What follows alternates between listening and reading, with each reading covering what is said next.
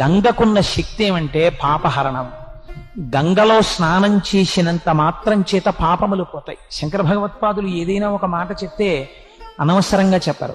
గంగ నీటిలోంచి ఒక బొట్టు తీసి గంగ యొక్క మాహాత్మ్యమును తెలుసుకుని నాలుక మీద వేసిన గంగ గొప్పతనం ఏమిటో తెలుసండి. గంగావతరణాన్ని ఎక్కడ మీరు కూర్చునైనా సరే అనుసంధానం చేశారనుకోండి, ఉత్తర క్షణం పాపాలు నశించిపోతాయి. ఒక్కొక్కసారి ఆశ్చర్యకరమైన సందర్భం జరుగుతుంది. అంటే ఎలాగో చెప్పేస్తున్నాను సభాముఖంగా, ఇవాళ ఒక్కొక్కసారి ఏదో ఉపన్యాసానికి బయలుదేరితే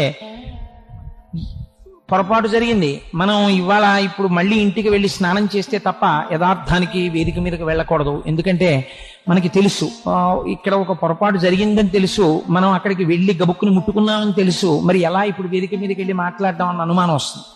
అప్పుడు ఏం చేస్తారో తెలుసండి, ఒక్క క్షణం గబగబోబ సగర చక్రవర్తి 60